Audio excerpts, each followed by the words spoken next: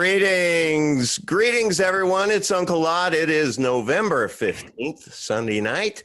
And oh boy, do we have a show for you tonight. Why? Because we must. We must. Because the draconian, druid, Babylonian bastards who run Costco are going to go full on Nazi come tomorrow. And so we're here tonight to establish a game plan of what we are going to do with our rights being violated. So I have with me tonight one of our favorite guests, if not the favorite guest, John J. Singleton. John, how are you? Very good, thanks. Good. And then I also have with us, hailing from Hawaii, Levana Loma. She is with 4OurRights.org, and she has one heck of a story, and she is one heck of a tip of the spear, if you will, in Hawaii. And she is, just leaning in and started just, fighting on her own and figuring this stuff as we go along. So the combination of her experience, John Jay's insight in legal counsel, and my Uncle Oddness, and then you throw in a little salt, pepper, and Ab the fakeologist, we're going to have a heck of a show tonight. So welcome everyone in the chat. It is great to see you. It looks like we have a good number of people watching already. So thank you very much. I want to start this by just saying that this past week, I went in and I took a trip to Costco, and I did my thing and I recorded it. I'm not going to talk about it at length because I posted a video, just a couple of videos below, that you can go watch, and you can act because I videoed it. So forgive the fact that the camera is pointing at the sky. As a matter of fact, delivered tomorrow, Uncle Odd's going to have a little camera, a secret cam that looks like a pen.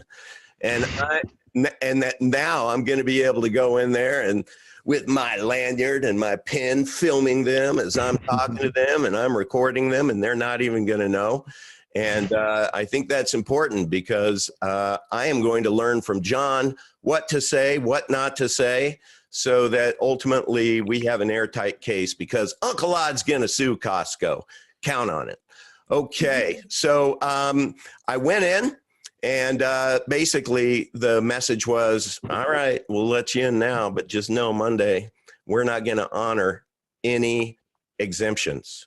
So what did Uncle Odd do? He pulled out of his pocket. Of course, I showed him my lanyard first, and but they don't care about that. But I showed my medical letter that says that Mr. Pittner has a disability that precludes him from wearing a mask or face covering, which means what? That means a shield. I can't wear a shield. And just because I happen to have it handy, I whipped out the City of Tampa executive order that talks about the exemptions. Yeah, this is the executive order that from today doesn't change to tomorrow. It will not change tomorrow. It will still say exemptions, and this is still the executive order. But if that's not enough, well, let's just go here to the Hillsborough County executive order, which says this, and it says, nothing herein shall require the wearing of face coverings by the following persons. C, persons whom a face covering would cause impairment due to an existing health condition. Any business operator or employee denying such a person admittance or service, they can't deny any person admittance or service because he or she is not wearing a face covering. So let me read that first part. Nothing herein shall require the wearing of face coverings by the following persons. C, persons whom a face covering would cause impairment due to an existing health condition. I have an existing health condition. My trachea closes if I put a face covering on. That's back from a near drowning when I was 7. That's how I react. It's PTSD. That's what I'm diagnosed with. Now, so they're not honoring that. If I reword this, they don't care that it will cause impairment. So I'm going to get into that with John on how we can articulate that well in our lawsuit, because frankly, what they're saying is, here, let me reach into my pocket and here, this is what we think of your medical condition. And I don't appreciate that. So I just wanted to give that context, because that's going to be the basis of me going in this coming week. And I'm going to go through the same drill again. And tonight I'm going to learn from John exactly what to do. But there's going to be a bonus tonight. There's going to be a bonus that we're going to talk about at the end. And due to my very unique medical condition, which precludes me from wearing a face covering of any kind, face shield, then that sets me up to do a notice of liability, not suing them to get an injunction so that I can go pay my money and shop there, but to actually go after Costco corporate, the CEO, the president, the attorneys, anyone. It's going to be scorched earth, and I'm going to take it to the end of the earth. And I told John Jay, I said, if Uncle Odd ends up owning Costco when this is all over, then I think I'm just going to sell it. We're going to buy Costa Rica, and everyone in the Uncle Odd family is going to be welcome to live there for free. So root for me, everyone. Root for me. All right. Absolutely. John Jay. Let me, Levana, why don't you introduce yourself and give everyone a little bit of context as to your story? Yeah. Thank you so much for having me, you guys. It's a pleasure to meet both of you. You're doing amazing things.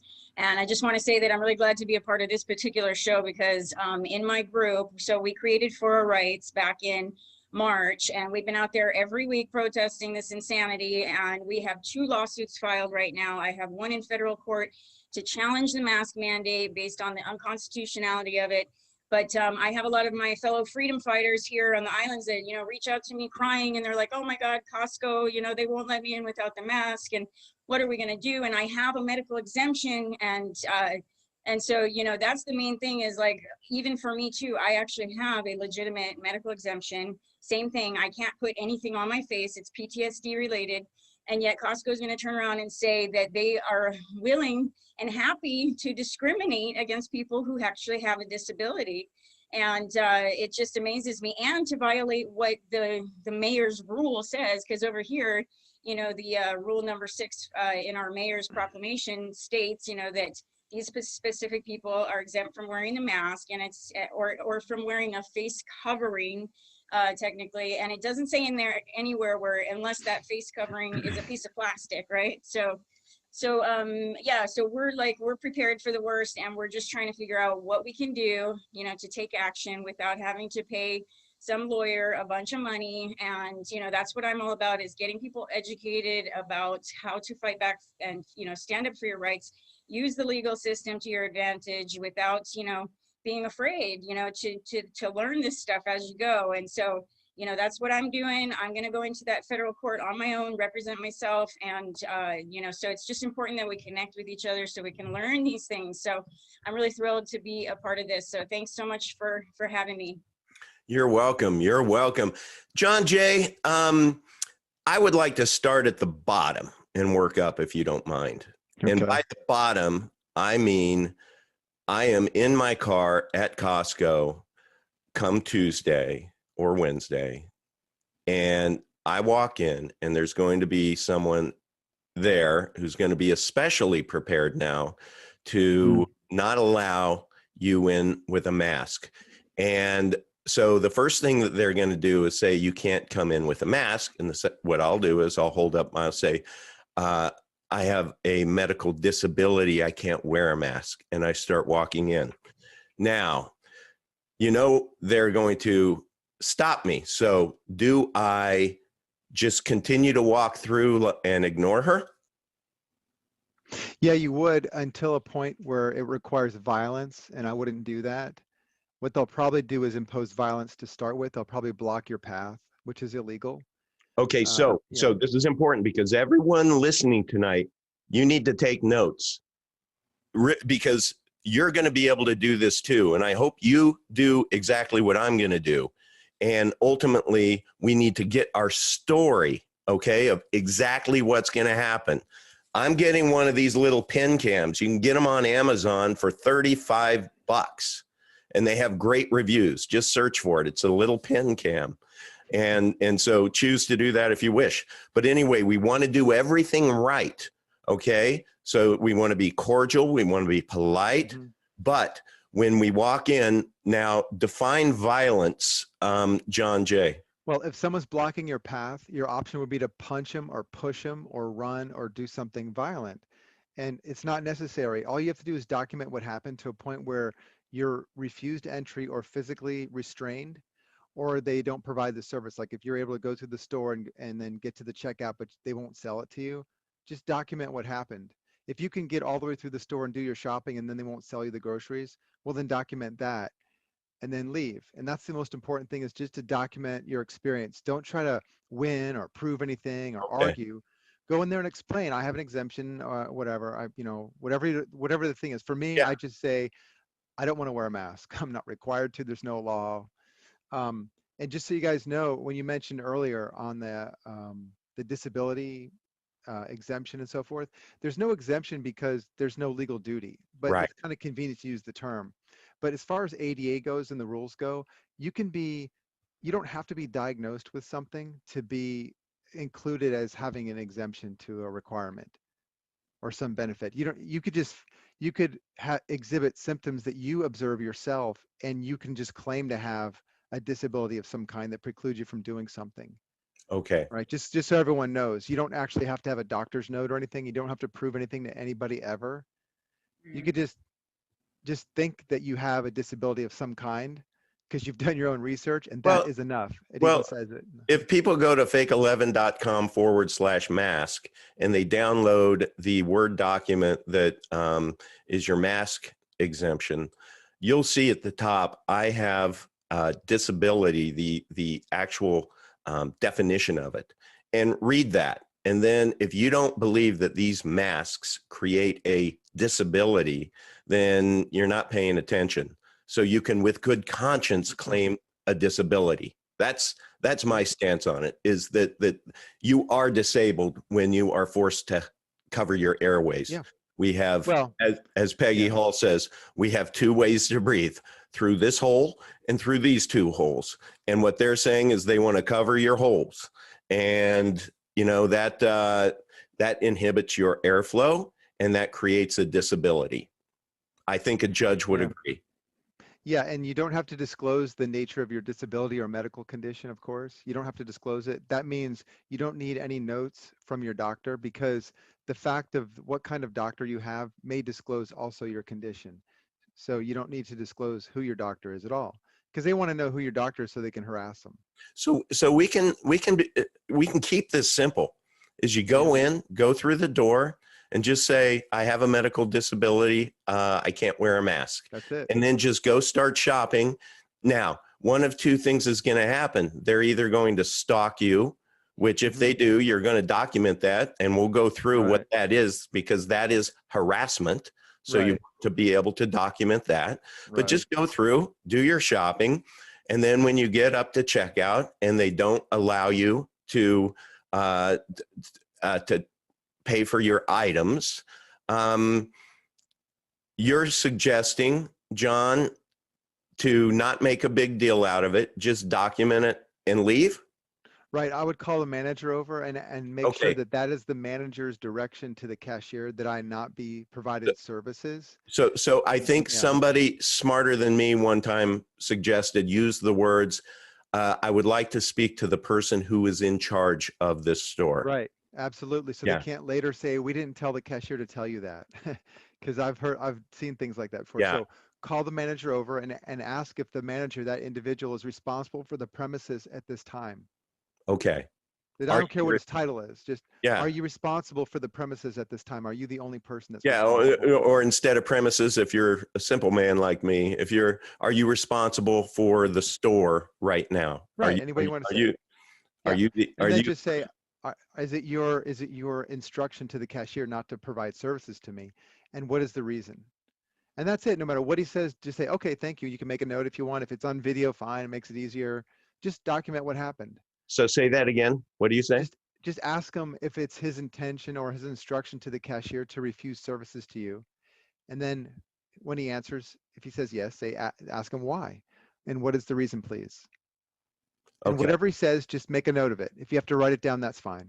And it helps to get his name, but you don't have to. You don't need to record it. I mean, I know you like to record it. It's helpful, but you don't really have to.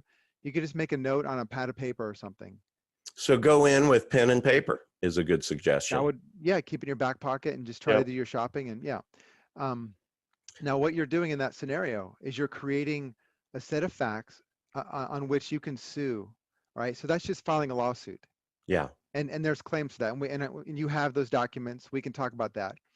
The one thing I want to start with, though, if I could, is the way to ask, instead of suing for an injunction. Now, you'll notice in the documents I use, I'm mentioning the fact that Costco is a public accommodation. The definition of public accommodation is a private business that is open to the public.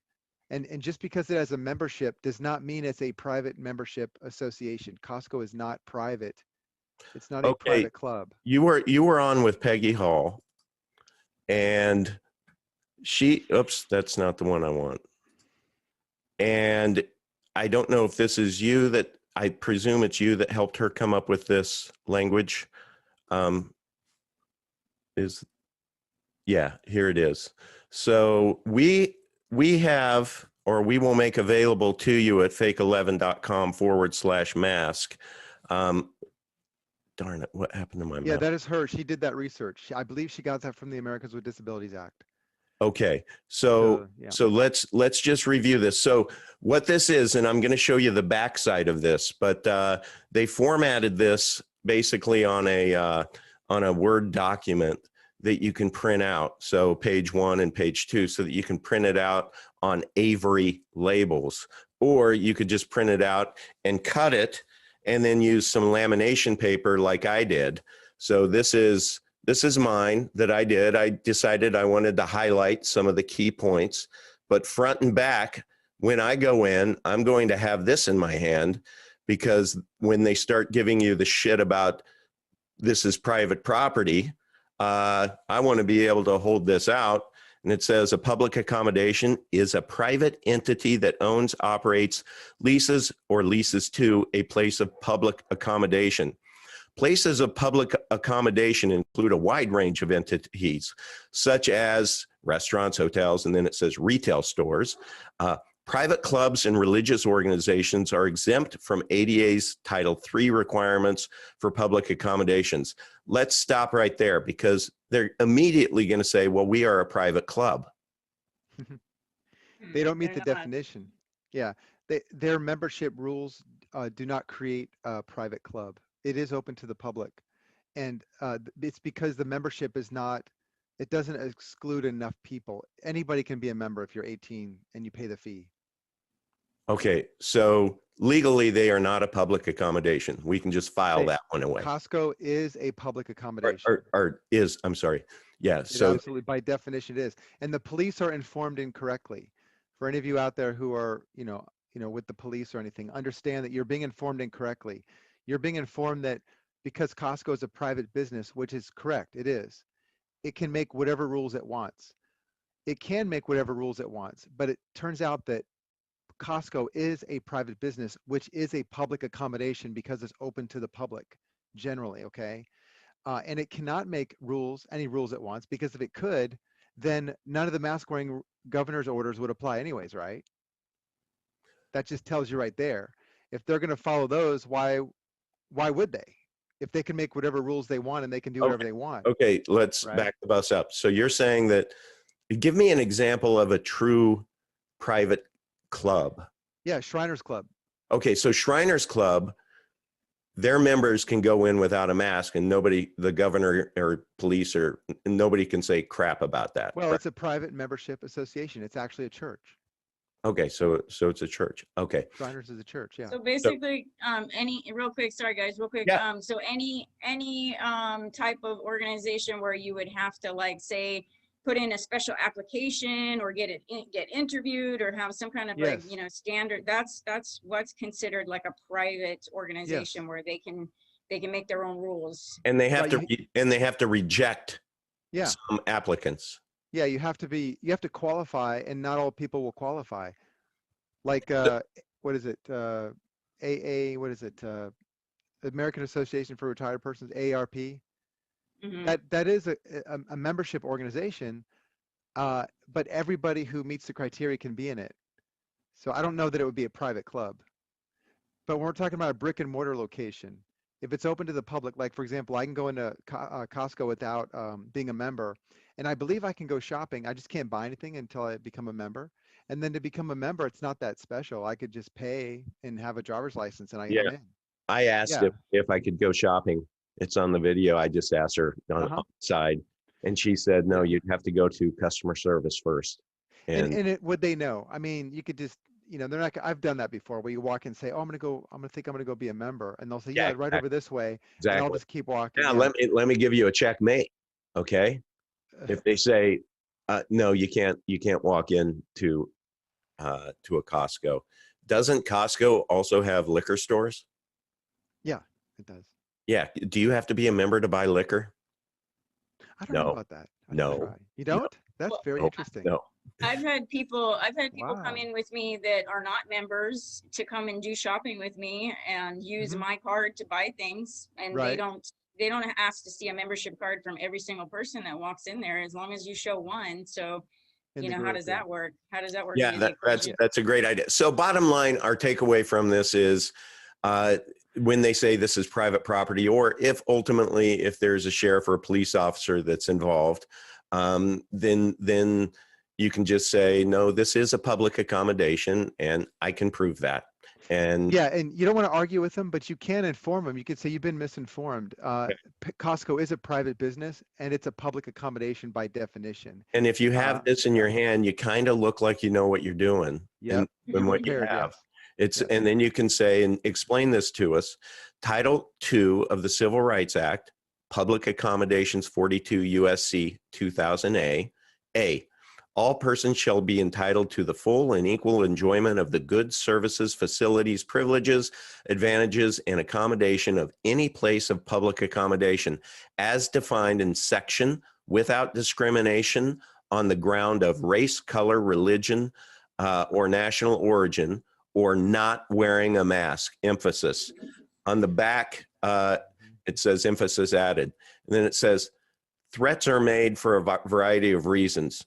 Demand for attention, to assert power or control. It may be intended to taunt, to intimidate, to punish, to manipulate or coerce, to frighten, to terrorize, to compel someone to do something, to strike back for injury, injustice, or slight to disrupt someone's or some institution's life, to test authority, or to protect oneself.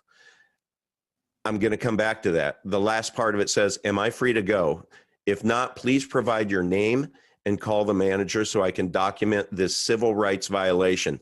So now this is prepping for a civil rights violation if they're violating my right to public accommodation. I didn't really understand when it like has no context. I would edit this because it doesn't make sense to me. That threats are made for a variety of reasons. There's just no bridge to that Okay. part. Can you explain? I don't know why that's there. Okay. Yeah. Wouldn't threats and whatnot, wouldn't that fall under more of a criminal action against Or them if they're, yeah. I don't know. So I don't mean to confuse things. Well, I think you're going to like this part that I'm going to explain here, because you can go there and have your experience and then you can sue them. But you can also do something else. You can sue for what's called a temporary restraining order. Again, this is an injunction, but okay, the way I write my injunctions are for the violations, how they affect me, and then I want an injunction against those things. I don't sue for violations of the ADA specifically. I could also sue for the state Human Rights Act. Like in Florida, it's the Florida Civil Rights Act of 1992. I could bring a cause of action just for that alone, that statute, but I like to make my complaint a general injunction for them violating this list of laws. Now, one of the things we're not able to do as private citizens, we cannot bring a criminal action against somebody most of the time. Most statutes don't let us do this. It has to be specified in the statute. So you have to get the Attorney General's office to do it, and they're not going to do this. So what we can do is we file a temporary restraining order. This is what you're looking at here. This is a petition for temporary restraining order, okay? All this does is you would sue who you think is going to be blocking your path into the store. So this would be for an example, it would be for someone who's actually going to physically restrain you from going in the store, and then you just document it. Like if it's a police officer or a sheriff's deputy, what you would do is ask him for his business card and then leave. If he doesn't want to give it to you, that's fine. If he doesn't want to give you his name, that's fine. Just ask once and then collect as much information as you're able to get in that discourse, and then You leave. asked for his badge number? Yeah, you can do that too. That's fine. But the fact is that an officer was assigned a detail at that location at this time, and everybody's going to know who that was. Okay. So that's never going to be a secret. So you don't have to get his name per se, okay? Okay. It's just nice to have his name, because what I'm going to show you here, I'm going to explain to you briefly here, is that once you have his name, you're going to be able to serve process on him, and you're going to be able to enforce a ticket on the individual. And it could also be a store employee. It doesn't have to be a cop. Okay. So the way you do this is you file this petition for temporary restraining order. And here you'll see it's against the sheriff's office, and it's also against the retailer, Costco in this case. Now, the sheriffs need to understand that they're being given the wrong information. Where do I see Costco in this? It's in the second one. There's 2 counts. Oh, okay. What you all need to understand is that the sheriffs and these businesses are being given wrong information, so that it's going to it's forcing us to have to go to the court. They're being told that because they're in a private business, they can make whatever rules they want. This is not true, guys. Okay. You're going to find yourselves in a lot of hot water here. You're about to be sued about 100 times by Christmas, probably more. Yeah. And John, you're going to have some serious problems. Yeah. John Jay, can I really quick, I just want to ask, because I watched your video that you just did with Peggy Hall yesterday, or the most recent one, and I'm just curious because I know that you're just now getting into how you're going to use that filing for an injunction to then later on go back and issue like a citation to these people and have them asked to be appeared. I'm just curious if the federal lawsuit that I have currently, would that also qualify as something that I could use to bring in and say, you know, if you're going to try to violate my constitutional rights, you're going to be part of this lawsuit? Yeah, you could do that. When I explain this, I think you'll see where you can use this method in your pending case. All you really need is the case number, and then the person you're going to summons into court has to be pertinent to the case. Now, this case is very specific. That's why I want to explain this. And by the way, I don't really recommend using constitutional rights, because you don't really have any. You have property rights. The Constitution doesn't give you any rights. And executive orders don't impose obligations on anyone.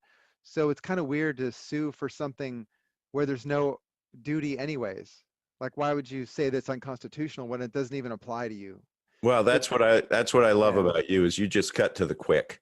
All right. Well, we'll see. I mean, so here's the thing in Florida, and you have this in California and other states, but in Florida, there's a chapter. It's called in Florida statutes. It's called Chapter 876.14, and point 14 talks about right here, wearing a mask, right, or other device on somebody's property. Okay. Okay. Where? Right here? Yeah. You've got it right there. Okay, so specifically, the defendant violated the Florida statute, blah, blah, blah, to wit, 876.14, wearing mask, hood, or other device on property of another. No person or persons over 16 years of age shall, while wearing a mask, hood, or device whereby any portion of the face is so hidden, concealed, or covered as to conceal the identity of the wearer, demand entrance or admission, or enter or come upon or into premises, enclosure, or house of any other person in the municipality or county of this state. Okay, explain that. That's where someone's standing at the entrance to Costco wearing a mask and telling you anything, harassing you in any way. The moment you have a civil cause of action for any conduct, like where someone's wearing a mask, that's a crime. So if the moment you have the right to sue Costco, that's a crime also. You have the civil claim and you now have a criminal action. But because we cannot bring a criminal action, we can do this. Now there's two statutes that go together. You have to use both because one by itself is not the crime. So the other one has to do with, like I just said. Do you want me to share the other one? Yeah, just if you scroll down, I can see it on my screen here. Everybody can see it, I think. It's 155. You see that? Scroll back up a little bit. See where What it says line? 876? Yeah, on line 14. See where it says 876.155? Yeah. This goes with point 14. And Okay. if you're wearing a mask and then you intend to deprive a person of equal protection of the laws, right there, that's a second-degree misdemeanor. The moment someone deprives you of equal protection of the laws, the moment you're singled out because you're walking into the store without a mask, right there is a second-degree misdemeanor, not to mention your ADA violations and all that stuff. Okay? It's a criminal case. It's a crime. So if you call the police and try to have the person arrested, they're not going to do it. Now, maybe not now they will. Maybe they will once they start seeing this play out. So what you have to do is, what you can do is you can write a citation, which you're going to see here in this document. It's already written up. It looks like a traffic ticket. Okay. Now, the form I'm using is permitted under the rules. And I know that Peggy's talking about that booklet and the carbon copy, and all that's great for information, but it won't be a form that the court would, like the court might want to strike it or something, which we can overcome that. All you have to do, you can use the carbon tablet to write a ticket, and then later you're going to have to transcribe that information and file it with the court. So once you issue the citation, which I'm calling a notice to appear, once you issue this, That's this one, right? yeah, so what you do is once you filed your case and you have a case number from the clerk of the court, I'm not saying you have to serve it on them yet. You do not have to serve the summons on them So yet. this doesn't go with me Tuesday or Wednesday. No, this Okay. is your second visit. Got This it. would be, right? Okay. So actually you could do it on your first visit, but you have to, okay, you have to file the case first. You don't have to have a set of events to file this case because Costco has already published its policy saying you can't come in here. So you can sue them right now. You don't have to go there. Okay. You have a cause of action right now because you're a member. If you're a member, you can sue them right now. I would say go there and get a series of events because then you can do this. All right. So once you have a case number, now all you do is you write that case number on this form right here that you're showing. It says notice to appear. You write the case number on there. And then as you're talking to the person, you ask them, what's your name? John Smith. You write the officer's name. Let's say it's a police officer. You write his name here, or you ask him for his business card. Can I have your business card? And then you write his name here. And then he's acting in the capacity of what? Is he there as a police officer? Is he there as an employee of Costco? Okay, sheriff's deputy, whatever. Write his title here. Then you come down to the bottom where it says the date you want him to appear in court. You write the date. And I would just suggest to you that you make sure it's a weekday. So maybe you want to write this ahead of time before you walk over there. And pick 9 o'clock in the morning, a weekday. And then you may want to add in, and we can do this for you, but you want to add in the address of the courthouse where this case is going to be pending. So a lot of you all know where your court is.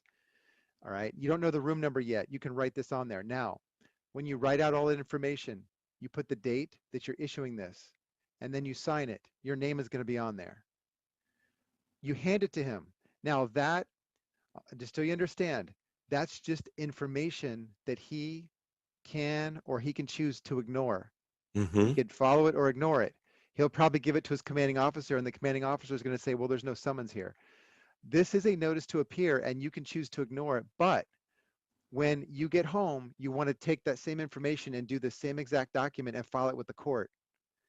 Then you write up a summons or a subpoena. You can do a subpoena, and this is called a show cause subpoena, to show cause why this individual should not be restrained from violating the law. Okay, now there's an affidavit I'll show you, but basically you have to get the clerk of the court to issue a summons or a subpoena that identifies the date you have written here as the date that person's supposed to appear. And once you get that subpoena, then it's binding. Then if he doesn't appear, you can get the judge to issue a bench warrant, contempt order, some punishment for not appearing. Okay, you can move forward with this. All right. Now, the reason why you want to know his name is because you're going to tell him, and I should put this on here, we can do this, that any subsequent notices are going to be served on his employer. So if it's the sheriff, it's going to be the sheriff's office. If it's the police, it's going to be the mayor or the chief of police, probably the chief of police, okay? If it's Costco employee, it's going to be the Costco manager at that location. So that way, if you go issue the summons and you can't somehow get that date and time that you put on that you hand wrote, that you just guessed, because you're just going to make up a date and time for about 2 to 3 weeks out, okay? Mhm. If you can't do that, all you do is put the date you did get scheduled, and then you send it as a notice to that individual at his employer's address. So now you update him. We've revised the notice. The date to appear is now this date. Mhm. And then it is binding. He has to do it. Okay, Great. that's a ticket. Yeah, it's a show cause, order to appear, notice to appear, and then you follow up with a summons or a subpoena requiring him to appear. So could this be given to the manager of Costco, or would If it be, if he or she is the one restraining you, because this has to do with wearing a mask and violating your rights overtly. So yeah, you could do it that way. You could use it if you go in the store and shop, and then because I was someone. thinking maybe the cops, if we don't just go full on Uncle Odd and, are obstinate until a cop shows up and then threatens to, cite you for trespass. Okay, Um, now I can explain that too. So you should be done with this quickly. You should not, don't stress over this. It should take a brief amount of time. I yeah. mean, it might be simply you walk up there and let's say it happened to my wife. They tried to do this to her. She talked her way, and it was the other day. But it was a sheriff's deputy. He didn't have any he didn't have any guns or anything. He just had regular, just a uniform like he was biking or something. But he was identifying himself as a sheriff's deputy. You would just ask for his business card and ask him if he's preventing you from going into the store. Just ask him, are you preventing me from going into the store? If he says yes, say thank you and just leave. It's Okay. that simple. That's all you need. Okay. You can also write him that citation and leave. You can go back to your car, get it out of your car, write the citation, and then give it to him and then leave. But don't you Whatever you already want to have do. to have a case filed before you If can? you're going to do this, you want to have a case already pending, in Okay. my opinion. I mean, you could do it without one, but it's easier. So this week, So, because I hope many people in the chat are going to do exactly what I'm going to do, and I commit to you that when I fill all of this out properly, John Jay will look at it and make sure everything is good, and I'll actually show it to you. I'll have one to where just mhm. because of it's YouTube, I'll leave out my last name, but I'll show you everything that we're doing along the way, so that you're going to be able to follow along and then mirror it. And I want to mention also, if you're threatened with trespass warning or trespass, like Yeah. criminal trespass, or if you're threatened by the police, if they say that they go through this false statement that it's a private business and you're trespassing just because they asked you to leave, that's not true. That Mhm. is not true. Trespass involves a violation. You have to have violated something. For example, disturbing the peace or harassing somebody. Okay. It's not trespass when you're just shopping and the store manager says you have to leave the store. There has to be a violation.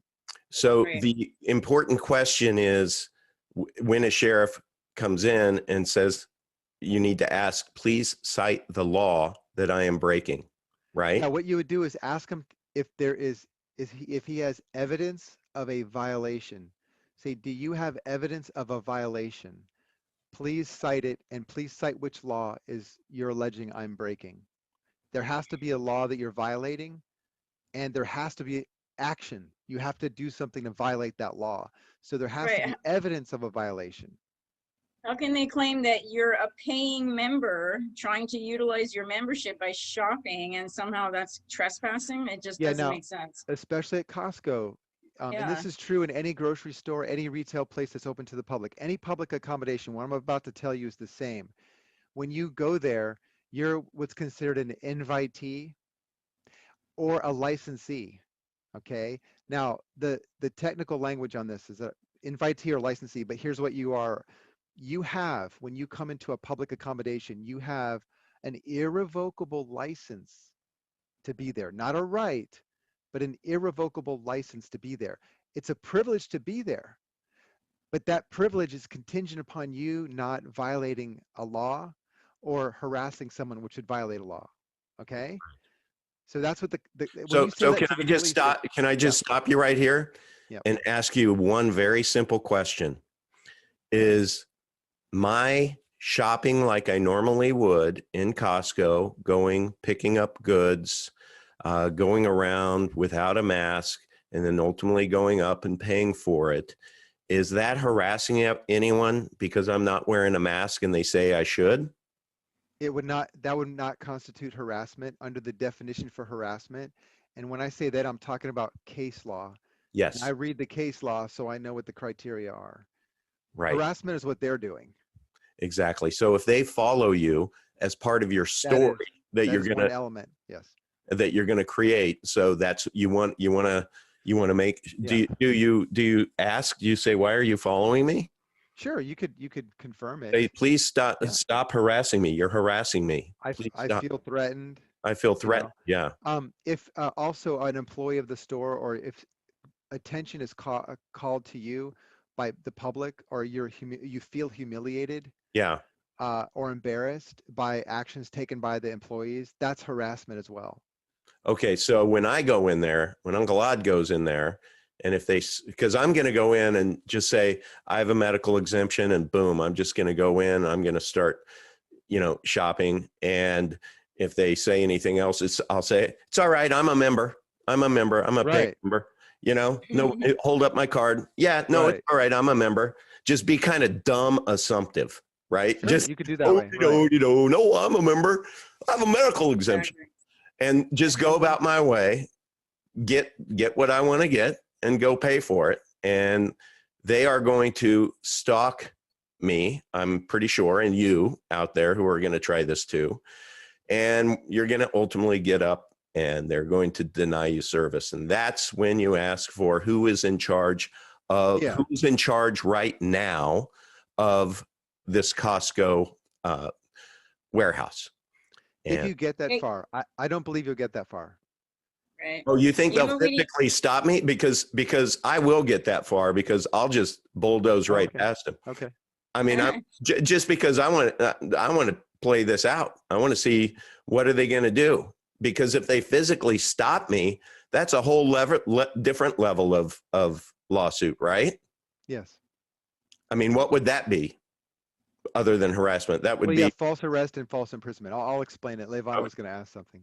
No, I wanted to talk more about the idea of being a direct threat, where they're trying to tell you, you need to wear a mask because you're gonna put our other Right. customers at risk. And it's like, and I thought that was brilliant what you brought up in that video with Peggy Hall, that basically in order for them to determine that you actually are a direct threat, Yes. there needs to be a medical assessment taken and proof that you actually have a communicable disease and that there's a court order. So why don't you talk more about that, John? I want to Well, hear Thank more about you, that. Levana. Great. That is yeah, that's a good perfect. one.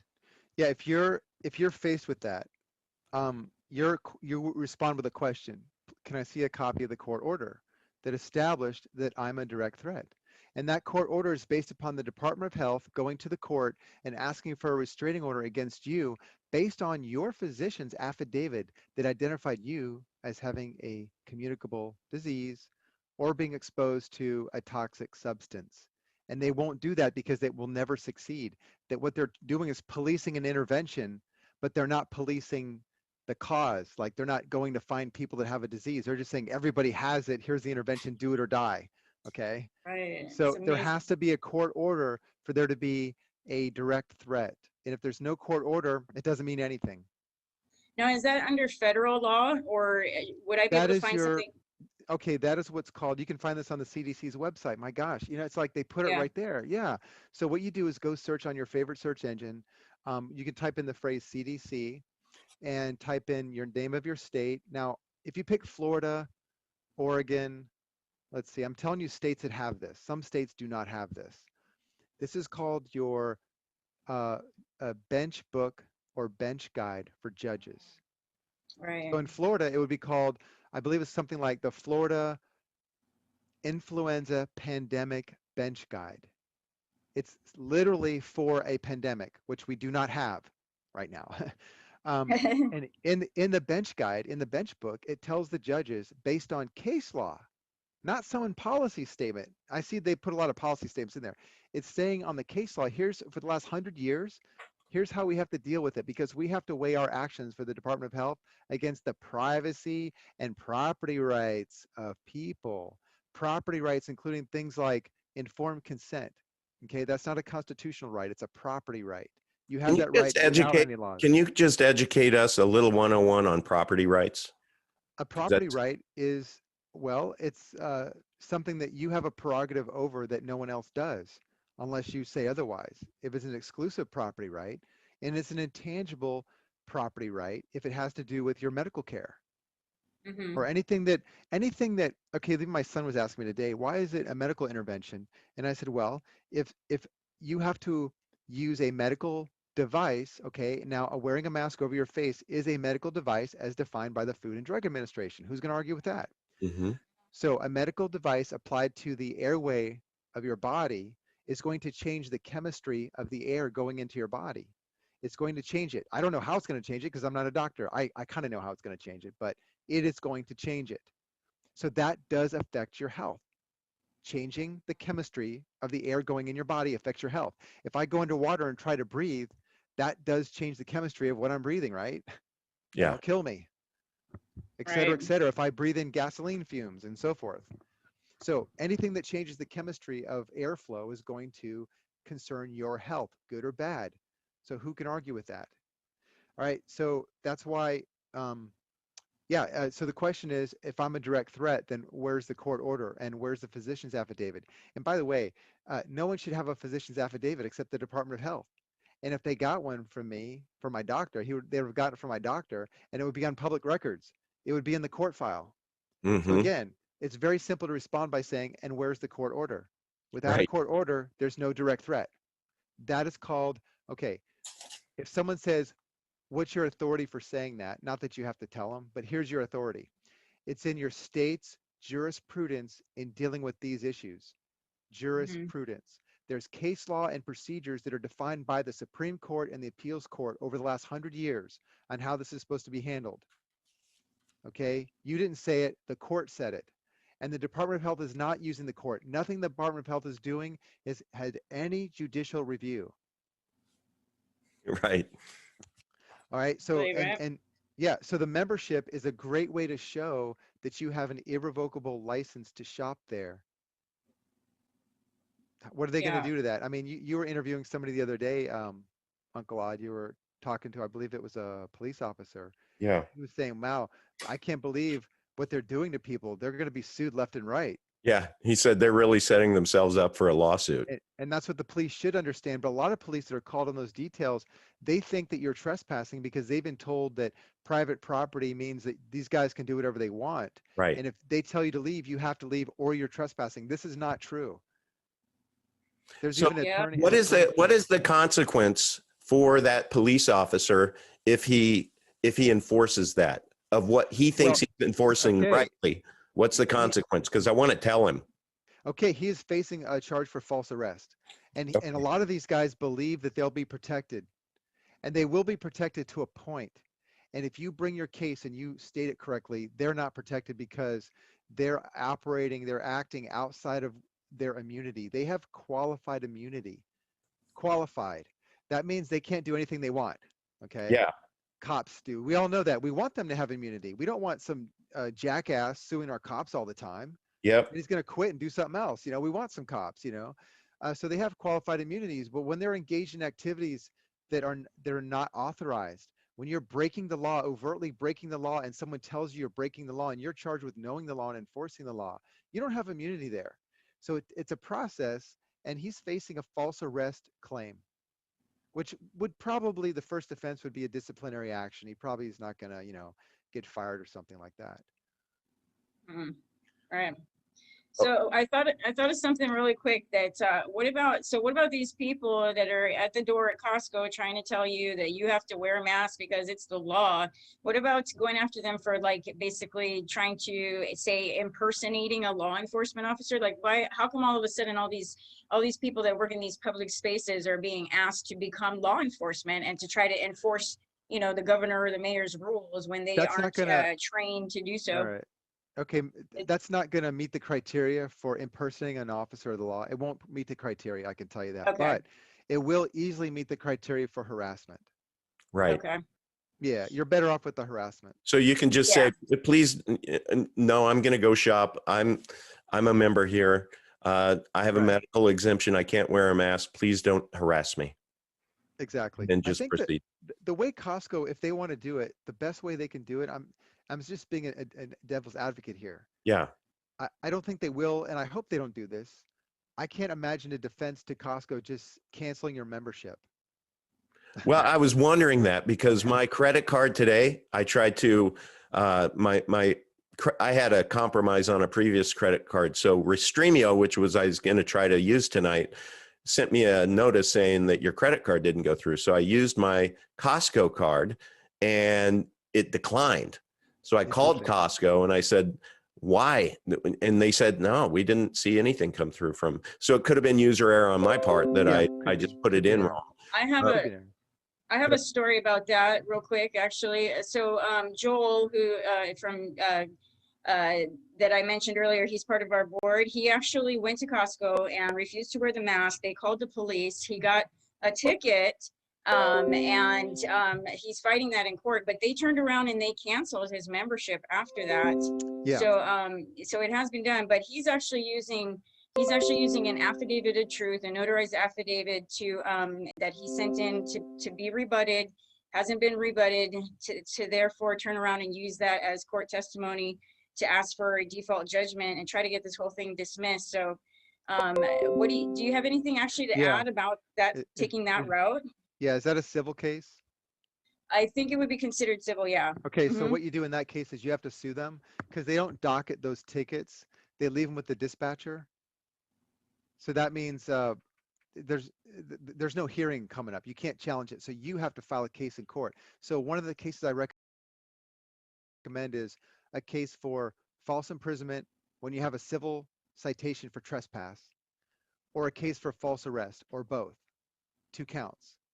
And then you process that case, you proceed forward in that case, and in that proceeding, you file a motion to set aside or vacate the civil trespass citation. And the basis for that, the legal basis, is violation. It's not going to be sufficient to do an affidavit of truth. That's kind of a redundant statement because an affidavit is supposed to be truthful. So an affidavit will help you, but you need an action. You have to do something. You have to ask the court for a remedy. An affidavit, they're just going to ignore that. You use the affidavit and you ask the court for something, and if they don't rebut the affidavit, then you say, well, it's unrebutted, uncontested, it's not been controverted, I want my remedy. There's been no violation. Yeah, I think he actually is asking for a remedy in there too. So hopefully it's looking pretty good. But can they actually get away with that though? Just closing his Costco account? Can he fight that? That's another thing too. I recommend that you not cancel your account. You keep it like it is and make them do that if they're going to do that. And then you'll see a count in the civil complaint, which we didn't have yet. We can bring that up. The last count is a complaint for breach of contract. And the claim would be that, okay, Costco can make whatever pretty much terms that are reasonable, but they can't force medical interventions as a condition of a contract, and they can't base your membership on you refusing to waive your rights to informed consent and allow a medical intervention without a medical examination. They can't make that a condition of membership. Just like, for example, let's say I wanted to be a member of Costco and they said, okay, fine, but you have to go bring us a dead cat. You have to go kill a cat and bring us a dead cat. Yeah. No, that's not legal, right? Right. So you still have a cause of action for. Or you can only come into Costco now. It's not Monday, it's Tuesday. And what happened between Monday and Tuesday is on Tuesday, they're going to require a full-on burqa. I mean, what's the difference? Sure. No, I'm serious. What is the difference? Yeah. Right. There isn't. No, so I just want to share with you, I'm looking at their terms and conditions here. So Costco reserves the right to refuse membership to any applicant, and membership may be terminated at Costco's discretion and without cause. So they can do that. And without cause, but you cannot impose an illegal condition. So it's not absolute. Just like in an at-will state, for you guys out there that are scared about being fired because it's an at-will employment, let me tell you, You can't just be fired for anything. It has to be a square deal. Like, maybe if you're late 3 times, they can fire you, but because you won't renounce your religion, they can't fire you for that. Okay. Right. You can actually sue them for wrongful termination, even in an at-will state. So if you refuse to waive your rights to informed consent and refuse to do this, mask wearing thing, Yeah. yeah, I was it's going to say, illegal. stop Yeah. right there, please, because this is really important, because this is coming around the corner. I can totally see our companies saying that unless you have an updated vaccine passport or whatever they ultimately, a proof of vaccine, then you're not going to be able to work here. And if you refuse, you're going to be, terminated. So is that what you're talking about? That's coming, yes. And that's illegal, but you have to know what to do. I They're know. betting on that we won't know what to do. Okay, but you know what to do. I think I know what to do, yeah. Because that's going to become a very important part of our strategy, I think. Right. I mean, looks like 99% of the population in most cases are going along with this. So that's going to exclude us from that society. We're going to have to form our own society, and we'll just get marginalized. So right. Well, but I think we'll fight like hell going down, and so that's what this is all about. Yeah. I was going to throw in there real quick, speaking of informed consent, there's also the aspect of how the whole mask wearing stuff is complete violation of the Nuremberg Code and the whole informed consent, because of the fact that we actually have no proof that wearing these masks actually do anything. Technically it's like a medical experiment, and it's being imposed on us without our consent. I don't know if you've heard that one before, John Jay, or what you guys think about that, but yeah, the fact that there's no scientific findings that I've seen anyways, establishing the medical efficacy of wearing the mask and the medical necessity, the fact that those studies are not available indicates that it's a violation of the Nuremberg Code, that we are now in a clinical trial and you're part of it without your permission or consent or knowledge. And it does, the Nuremberg Code was codified in the US Code in Title 21, okay, and it's CFR, which is the Code of Federal Regulations, and it's in Part 50.21. So 21 CFR 50.21 is basically the Nuremberg Code. Good to you know. remember this stuff. It's Good sick. to know, yeah. Sick, huh? That's great. That's great. I know. Don't ask me to recite some more. All I know is if I drop a box of toothpicks and say, John Jay, how many are there? I'm not betting against you that you'll say 232. Right. Yeah. So. Okay. Right there. So Levana asked John a question about what he talked to Peggy about yesterday. I can't remember what that was, but I was like, yeah. Oh, well, we were talking about, was it the direct threat thing, or about the direct threat? Yeah. Can you unpack that a little more, John? What a direct threat is? Yeah, she brought that up and she did a lot of research on that. And basically she found that it comes down to the same old thing about, in order for anything like we're seeing right now to happen, the Department of Health has to have received a physician's affidavit from a physician who did a medical examination on somebody within 24 hours and discovered that he or she had a communicable disease or was exposed to a toxic substance. Okay, once that happens, the DOH has to contact that individual and try and, get him to stop going places, right? And find out where he was. That's supposed to happen. That's never happened. They just come out in the news and said, hey, everybody might be sick. Let's quarantine everybody. And instead of using the word quarantine, they called it lockdown, so people wouldn't track that it's a quarantine, okay? So once that DOH acts on the physician's affidavit and contacts you and says, hey, you should stay home. We're gonna come out there and examine you or whatever. Don't talk to people. Don't go visit people. You might be contagious. And you say, nah, I'm gonna go out shopping. Well, they have every right to go to the court within 1 hour. They can get a temporary restraining order, boom, like that. And they can send the cops to your house. In fact, they could probably send the cops right then and go to the court. And I hope they do it, okay? If that's the case, if that's the truth of it. All right, once they do that, then you have a right to a hearing. Then that hearing determines if there is a communicable disease or if it's a threat to people or whatever. There's a judicial review. And then the court can then decide, yes, there is, and that gives you a chance to appeal a court order. You have a judicial process you can go through, okay? And once that's exhausted, then the court can issue a temporary restraining order or a permanent order, and that's the order that would establish that you're a direct threat. We have Okay, to go through all that. because Uncle Odd has to dumb things down so that he'll understand it. To me, what I just heard is I only have to ask one question to whoever is there, which is, what is the legal definition of direct threat, and how does that personally apply to me? I wouldn't ask Mm-hmm. him that. You I would wouldn't? just ask him for the, no, he has to know the law. Everybody's required to know the law. You do not have to remediate him. That's Okay, remediating him. What okay. you do is say, do you have the copy of the court order? Because I don't remember being part of that. Because I would have had a right to a hearing. So where's the court order? Exactly. Okay, that's it. Exactly. That's all. And if he can't answer you and he wants to ignore that, that's his problem. It's not your job to educate him on the street. If he Okay. doesn't know the law, he's going to pay the penalty down the road. Okay, it's Yeah. simple. Ultimately, you go through this.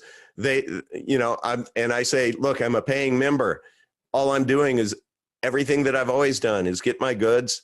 I have a disability that I have an exemption, and they just all of a sudden say, no, we're going to violate the law and not honor your exemption. And what is the reason? What is the reason that on Sunday, I could come in without a mask with you honoring my exemption, and on Monday I can't? And they're going to say, well, our attorneys, our corporate attorneys, this is just now the rules. We're just following orders. And I'll say, well, I'm a member. Please complete my sale. And they say, no, you can't. And they call the sheriff. And when the sheriff comes, and because I think in my case, they probably will, what is the first question that I need to ask the sheriff? Ask him if he has evidence of a violation. Okay. Right. Okay. Do you have That's it. evidence? Okay. Yeah. And so, yeah, he's going to say this is private property that you were asked to leave and you're still here. And I'm going to give you a chance to leave, or I'm going to arrest you or cite you or whatever. Okay. And then you can explain, you can ask him, is there, or do you have evidence of a violation? And he will not have it. Saying that you're trespassing is not evidence of a violation. Have you disturbed anybody? Have you harassed anybody? Are you? Do we want to point that out? Do we want to point that out to him at that point then? Ask the cop. Yeah. Ask him, because he has training. He'll remember. He'll remember Right. what trespass is. See, if he doesn't think that you know what trespass is, he's going to write you a ticket. Right. He understands that you know what trespass is. He now understands possibly that he could be sued for false arrest. False arrest? False arrest. One of those. Yeah. Yes. False imprisonment or false arrest? Let him know, one or both. Let him know that you understand by asking him, not just if there's a violation, ask him if he has evidence of a violation, because I don't see any. Do you have evidence of a violation? I don't see any. Do you have evidence of a violation? And if he says yes and describes it, what's he going to say? You're trespassing and you were told to leave. Okay, then again, ask him again, like I asked you, can you tell me that you have evidence of a violation? And he'll do the same thing all over again. You're on private property, you were told to leave. That's the violation. I'm sorry, it's not the violation. Unless you can cite a law that I'm violating, that's not violation. Right. So if you want to write me a ticket or arrest me or something, you're risking false arrest. You're risking a claim for false arrest. Can I have your business card? Can I have your name? I've been in a situation where I had a police officer telling me I needed to wear a mask, and this was even while I was outdoors. It was actually at one of our demonstrations, and I just kept telling him, well, what law am I breaking? Can you tell me the statute? Right. And he's like, well, it's the governor's orders. And I said, but what law am I breaking? Right. And the more I kept saying that, he couldn't answer, and basically he eventually backed down. And that's what it comes down to, is that, this is not a law, like Peggy likes to say over and over, that, no governor, no mayor can make a law, that a legislative body has to make a law. Okay. This is not a law. Mm-hmm. And they're trying to use the private property as in place of the law, and they're wrong. They're being given the wrong advice. So understand, I don't know how I don't like to argue with anybody, the police or anybody, but you can ask or tell them, just say, Costco is private property. It's a private business operating on private property, which makes it a public accommodation. Mm-hmm. which means even, you know, you could say that, go look it up yourself. Okay. You should know the law. It's Well, not my job to that's tell you why the if you law. have this, you don't Give even them have that, to. You can and then just explain. You can ask them this question. Let's say that Costco can make any law, any rules it wants. Can it make rules for allowing dog fights? How about Right. cockfighting? How right. about gambling? Can I go in the girls' bathroom? Right? You know, whatever. I mean, You can in Target. I understand. Okay. But I probably wouldn't ask that one. But the thing is, the policy of a store or business cannot violate state law. Bingo. So That's the one. that's right there. Okay, they can make whatever policies they want. Keep in mind, it is a public accommodation. Can a private business make a policy and implement a policy that violates state law? And then they might ask you, well, what law is being violated? And again, you're not there to remediate them, but you can mention the fact that you cannot be subjected to a medical intervention as a condition for shopping. Right. That's how simple this is. Mm-hmm. You tell me, did I cite a law? I didn't have to cite a law. You tell me, can I be required to take an aspirin as a condition for coming in here? Can I be required to change the shoes I'm wearing? Mm-hmm. No. Yeah. Can I be required to change the chemistry of airflow to my body? No, I can't. So not everything they do is legal. But this is protect you, and this is to protect me. And what we're doing is protecting the people who work here and protecting our other members who are complying. What do you say to that? That's irrelevant. The risk has not been established. Again, where's the court order? Where's the court order showing I'm a direct threat? Where is it? You just go back to that. Mm-hmm. Yeah. I thought of something that I was thinking about earlier. I wanted to make sure that I got clear on, because you said the first step in all of this process is actually filing a lawsuit, right? So filing a complaint, but it could be brought as either a civil complaint or a criminal complaint, right? So maybe can you clarify? It's all civil. The first one I was telling you guys about, the notice to appear, that's a civil complaint, but it's about someone breaking the law. And the law happens to be 876.14, wear a mask, harass somebody. Okay. That's a second-degree misdemeanor. You can't prosecute that. Only the government can prosecute that. So instead, what you do is you do a show cause order. You ask the court in a civil proceeding to show cause why that person should not be enjoined from breaking the law. So you can't prosecute them, but you can ask the judge to refer it for prosecution. And that's all we're doing. That's what the notice to appear is about. Okay.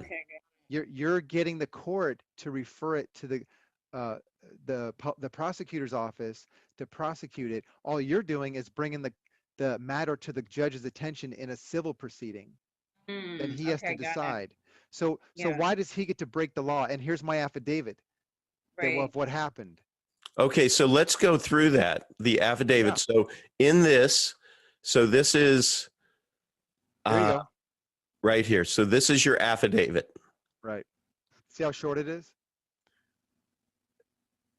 Okay, yeah. So this is, I affirm defendant's deputy or employee did harass, threaten, and intimidate me by blocking my path or ingress into a public accommodation known as Costco Wholesale Corporation without lawful authority. So that's it. That you're not telling your story here?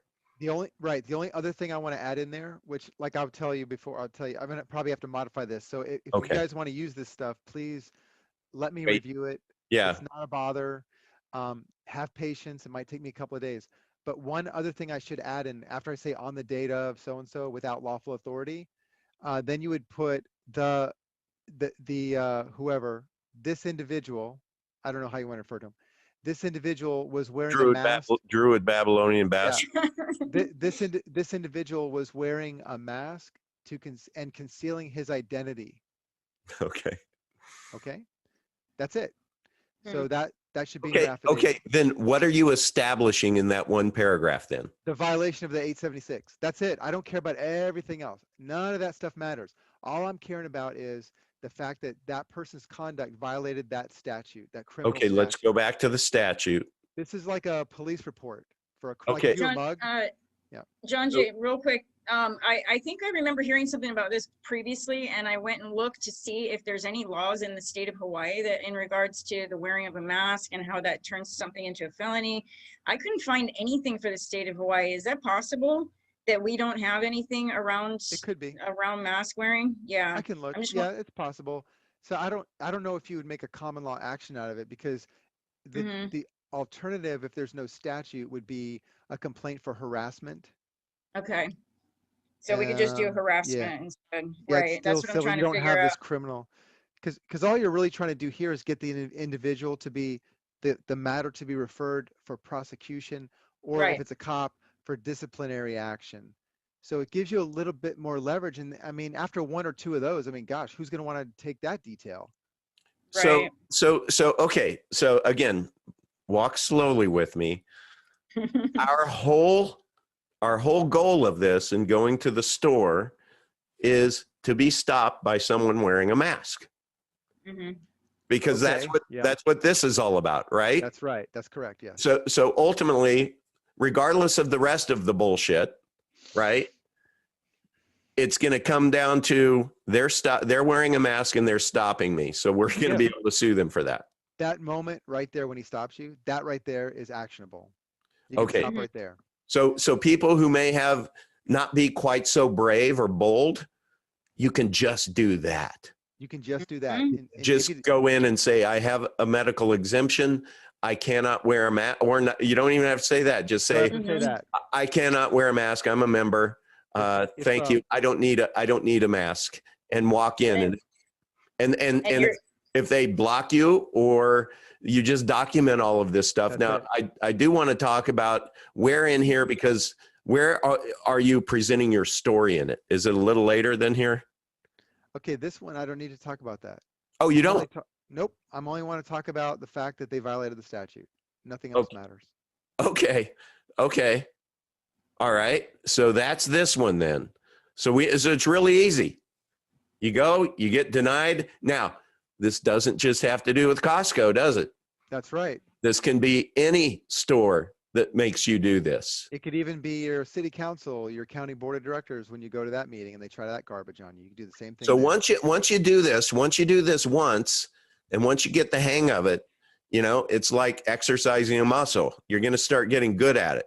But you got to start ugly. Just start with the first one. Let's start with Costco. Once you have a case pending and you start doing notices to appear, how many do you think you can do? As many as you want. Yeah. That's what I'm talking about. So this makes it really You mean just one case? You could do 14. You can get 14 people and a notice to appear. You can get 100 people. Just make sure they're pertinent to the case you filed. Okay, but in different locations. You could. Yeah. Okay, so walk slowly. So you're saying if I do this once with Costco, now I have a case number. And that case number I can use on the notice to appear for any other store that is harassing me, or that's. Well, whoever you're naming here would be anybody associated with the defendants. I mean, you could probably. So you'd have to do one of these for, I'm just pulling it out of where, but one for Publix, one for Winn-Dixie. They actually let you in, but just, you would want to do this same process. Well, you could make it generic. You could literally sue John Doe's 1 through 10. And then you can bring in anybody you want. I wouldn't say take on that burden, because you're going to get yourself into a lot of paperwork potentially. So just be cautious. Pick one case and do it. Okay. And when you get through it, then maybe you want to try some more. I think after a few of these, I think they're going to get the message. Okay. The main thing is we get these lawsuits filed because we need to make it too expensive for Costco to keep up with this nonsense. Once they have all of this litigation ahead of them, they're going to finally have to break. That's the idea. So yeah, let's make it simple, right? Absolutely. Get people to do it. Okay, John. So that's this one. Let's go to the other one, which is in the Circuit Court of Orange County, the complaint of false arrest. Is that the other one you want to go through? Yeah, that's the civil case. There's like 6 counts there, and you're not going to use all 6. I just put them in there because I have people helping me, and then they'll eliminate counts. The most common count is probably going to be the one for an injunction.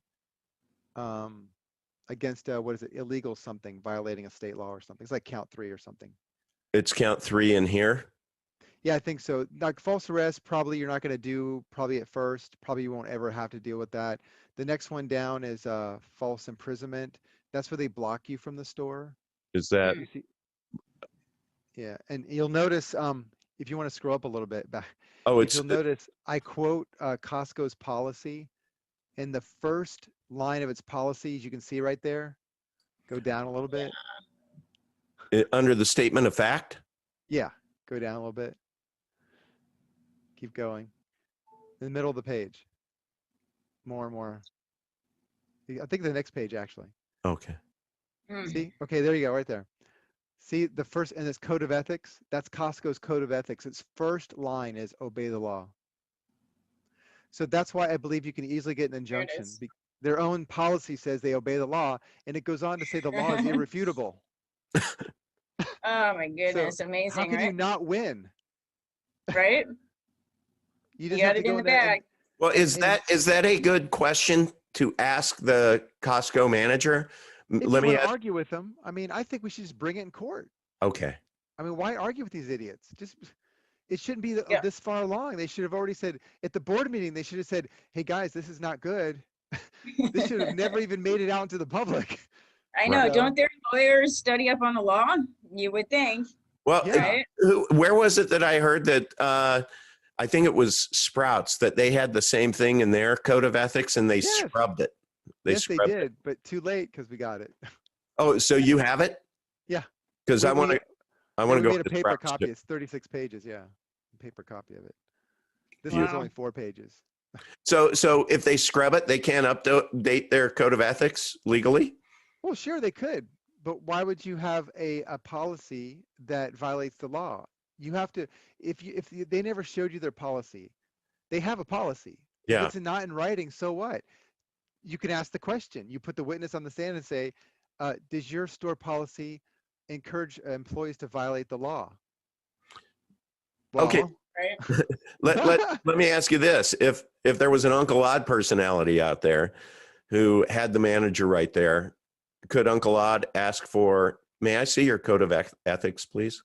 Sure, you could do that, but they're Okay. just gonna say you're All right. bothering us. Get out of here, you know. Okay. So All that's, right. yeah. I mean, All right. I'm overthinking it. don't argue with these guys. Collect your information. Okay. Get And make just it. sue them.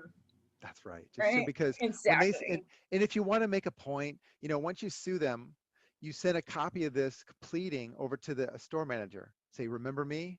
Right. This is now in court. See the case number? Read it. You might want to read it. Should I bring argument. a copy of it? Should I bring a copy of it? If you want. Okay. You can handle it any way you want. I'm just Okay. telling you. Yeah, okay. The shortest point to the Yeah. result you want is Right. what I'm telling you. Okay, then what is the end game? So we do this. Well, why don't you explain this document then? So where do you see the false arrest here? Was it up? Yeah, okay. The false arrest was the first count. You see that? Oh, okay. But yeah, so false arrest would be for me if this would go to like a sheriff's office. Well, whoever can be accused of false arrest. I mean, Define false arrest then. false arrest means it's likely that you were arrested by the police. Okay. That's more likely a false arrest. That would be what you'd file against the police. However, you could file against an employee. It depends on what the facts are. Okay. False imprisonment would be more applicable to an employee and or the cops. Okay. So false imprisonment. All right. So then is that all that this one has to do with? That whole count right there. It keeps on. Then that's the second part, the allegations and the false arrest. You can see what's needed there. And then it goes into count 2. Okay. That's for false imprisonment. All right. That's probably more appropriate. Mm-hmm. Okay. Now, help us understand the end game then. So this is a complaint for injunctive relief. What does injunctive relief mean and what does it do for us? An injunction is an order from a court restraining someone from doing a thing or requiring someone to do a thing. Okay. So in this case, it would be restraining them from keeping me from shopping. No, Yes. it would be an injunction against the defendant from violating its own policies and violating state law. It's an Okay. injunction against and to enjoin the defendant from violating its own policies and state law. Okay. So then does this one case then, if successful, extend to my brothers and sisters out there? It's going to help everyone. However, it's not legally binding. So if you win in the trial court, the defendant still has a right to appeal, which I believe it would be great if they would appeal. In fact, it'd be great if you lose in the trial court and appeal it, because what happens in the appeals court is you have a holding. If you do it successfully, you have a holding that, yes, it will apply to everybody in the entire state. Mm. Yeah, a holding from a ruling on the merits from an appeals court is binding on everybody. But a trial court decision is influential. So if I'm a risk manager for a company and someone just won a trial court decision and I'm looking at that and I'm saying, well, that judgment looks sound to me. And yeah, we could probably appeal it, but we should change our policy. Right. That's how it's going to play out.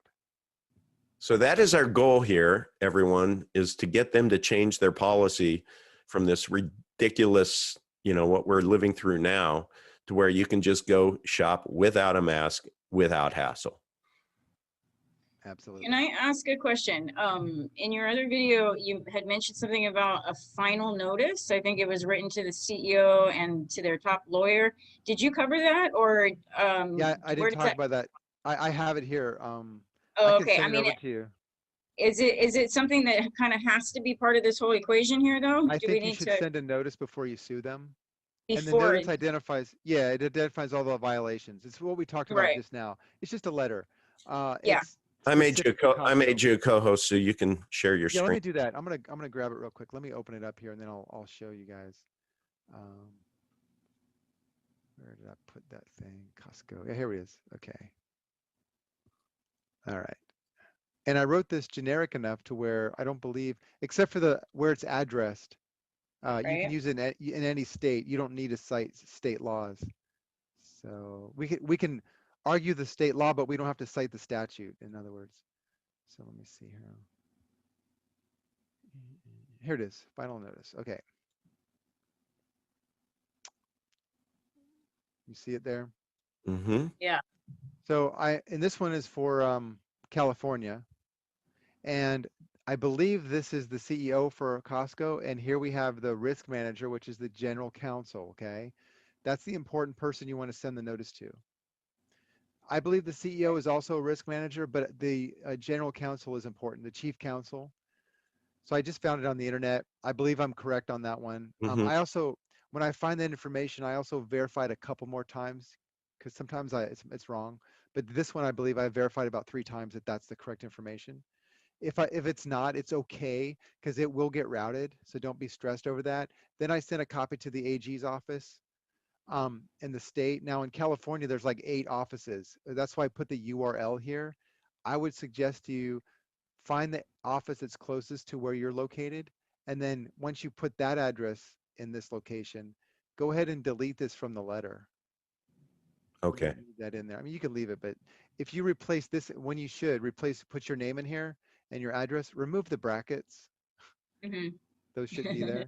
All right. Right. All right. So what I like Oh, to that's do, good.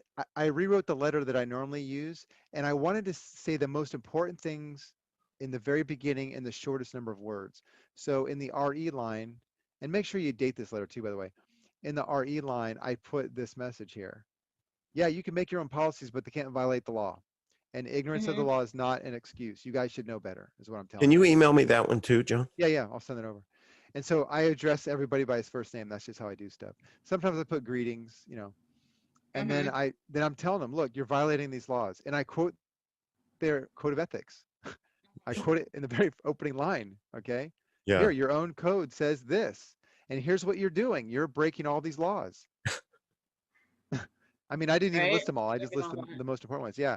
And then I Right. say it again. No law permits a non-qualified individual to impose medical interventions.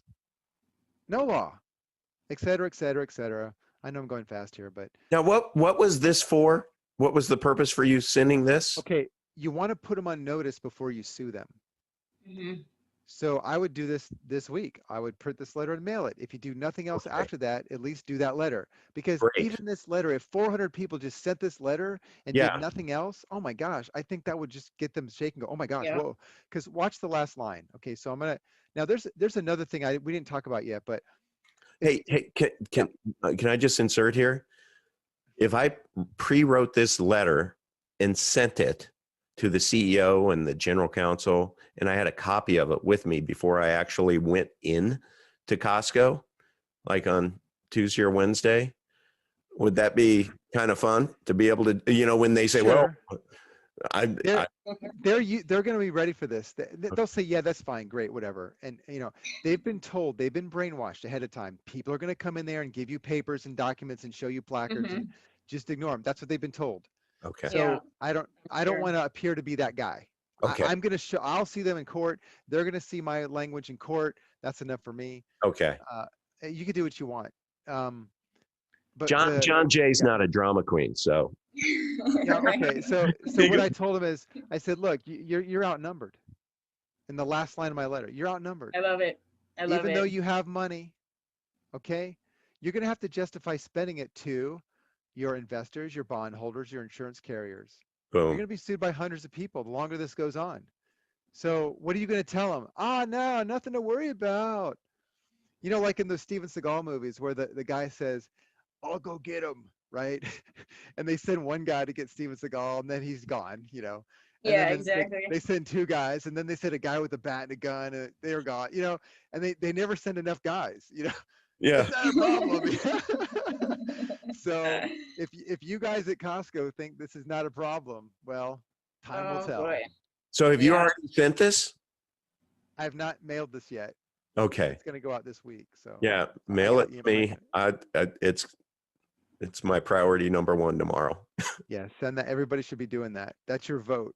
That's Okay, and how so everyone, and I know Ab dropped off the line because he gets up early tomorrow. But everyone under, I don't know if I think I'll keep everything consolidated at fake11.com/mask. And this will just be part of that. So we'll be able to segment it so you can have all of this information once John final edits everything. Instead of just making another fake11.com/sue or something like that. So, right. Yeah, Oh, and I'll here you share go. all of this stuff up on my website too. So if you want to forward any of these documents over to me, that'd be awesome so that my people Yeah. can check it out and get prepared. And I would say no matter what, we send them that that final notice that they are going to be sued, even if everybody Yeah. just sends that letter, that would absolutely. be great. Yeah. That's right. So let's do this. Let's do it. I'm ready to go shopping. Get me a Yeah. cause of action. Pick me up a cause of action. That's right. Yeah, Right? and look, we do this in an organized way, and we have a little odd army or Levana army, and then we say, okay, this week, sprouts. That's You could one do it. Yeah. thing, actually, that's one really important thing I almost forgot that I was going to ask you about is that I have a bunch of people asking me, we should all go shopping at Costco as a maskless army. Let's do a flash mob at Costco. Can we do that Yes. and at the same time all get our cause of action at one time? Yes. Please do that. Okay. Please do that. Okay. And I'm going to suggest this to everyone. The reason why I believe Costco, and I think Publix is about to do this, Uncle Odd. No. I think so. But I believe the reason why Costco is doing this now is because not enough people sued Sprouts. Not Mm, enough people sent letters. They think they can get away with this. And maybe they might if enough of you don't do something. I don't think one case is going to make a difference. No. yeah, I agree. So I we got to agree. do this. We got to Yeah. bring out the big guns. Yeah. Absolutely. That means just more of us have to do this. And it wouldn't take many more. I mean, 50 people in a month, that should be easy. Right. If I'm working for those guys right now and I'm in the boardroom, I would be laughing. I'd be saying, we're in the clear. We could do anything we want to these people. They're not even challenging us. They don't even know what they're talking about. They're over there talking about the Constitution. They're lost. Right. So, Right. I just won an IRS case, and I told it was in the U.S. District Court, and it was the Department of Justice. Okay, they were trying to get my client on something, and I argued that the US Constitution did not apply to this case. And I told the judges and I told the attorneys for the DOJ's office, I said, you guys know better. You all know that the US Constitution doesn't apply here. And they didn't even respond. They dismissed the case. Wow. That was the IRS. Wow. That's amazing. It's all about property rights. Property rights. Yeah. Yeah. So arguing about the Constitution is really a waste of time, essentially, in most cases. Well, it's not, I've not found it to be necessary because Okay. the rights we have don't come from the Constitution. They're obligations Right. that the government Right. has. Yeah. I mean, Well, like, for example, my lawsuit that I'm bringing is basically asking for the proclamation that includes the mask mandate to be struck down based on the fact that it doesn't pass strict scrutiny. And so bringing in all of the data that shows, number one, there is no actual emergency, and that number two, there's harm involved in the mask wearing that is probably leading to an increase in cases. So therefore, how can they justify that this is, this is narrowly tailored and essentially should be struck down based on the fact that it doesn't pass strict scrutiny? I wouldn't ask that it be stricken. Now, there are some, it's probably a good case. I'm not willing to make that case because I don't know. I just think it's unnecessary. I would go into the court and ask for declaratory judgment on that order. And I would say that the order is not binding on people, or specifically not binding on me.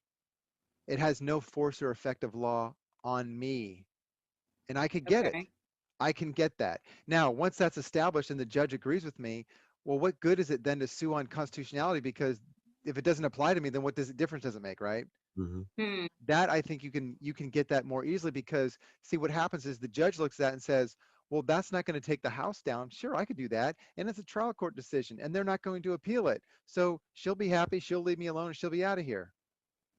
Right. But then you have a declaratory judgment. Now you have a declaratory judgment, which, that's a whole different path you could take.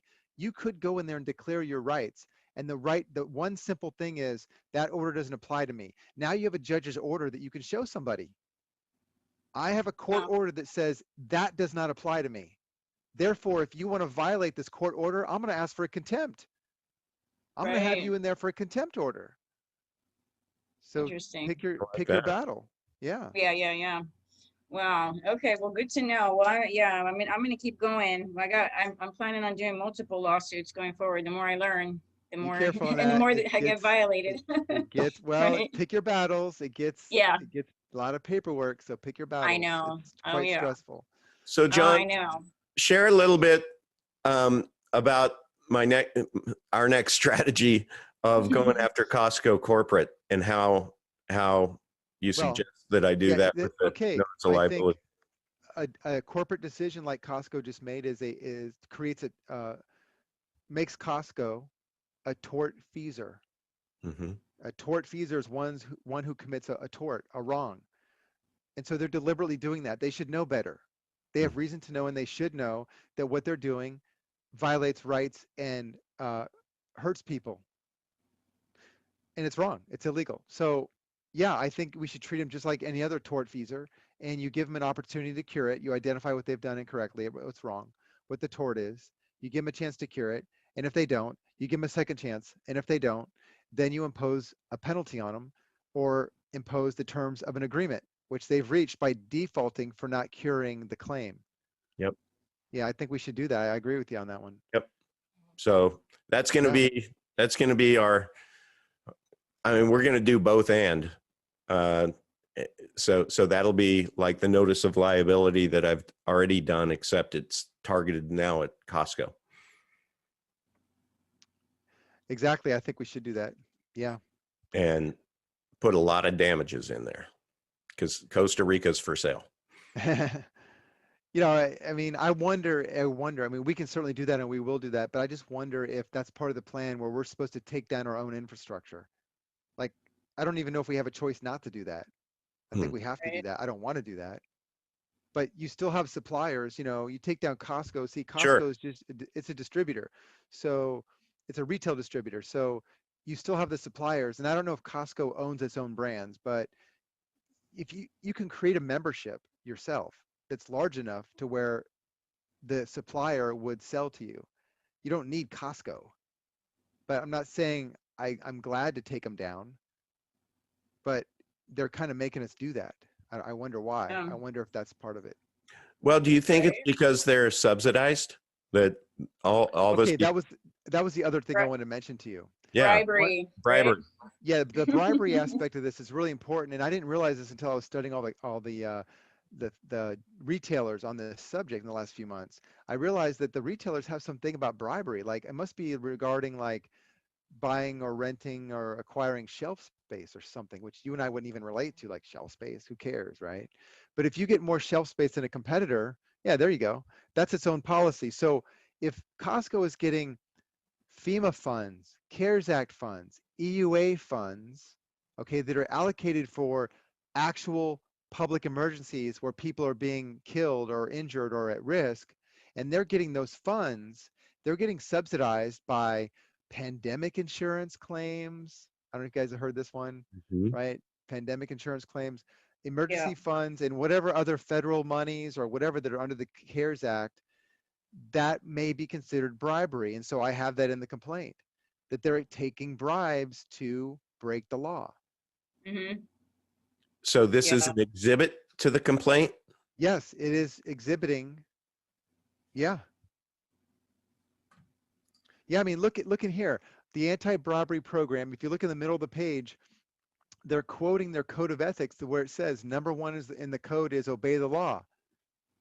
But they're taking money that's public funds that's actually disaster fraud, it's disaster Right. relief funds, then they're breaking the law and violating people's rights with our money under Ugh. false pretenses. Where does that So end? amazing. Right. Right. Right. I I mean, know. when they see that, and I'm gonna tell you, when there are some large investors, and I don't know who they'd be, you can go look at the Form 10K disclosures, you can go look at their SEC disclosures, you can find out who the big institutional investors are for Costco. And when they see a pleading with this information in there, they have to ask themselves, hey, we better check this out. What's going on here? Because their money's at risk, Yeah. everybody's. I just it floors me to think that they didn't consider this stuff prior. I It don't just know. I don't get it. I don't get I, it. I don't understand that. Maybe they think they can get away with it. I don't know. Maybe they're Right. desperate. I don't know. Right. Right. So this is their Costco's code of ethics.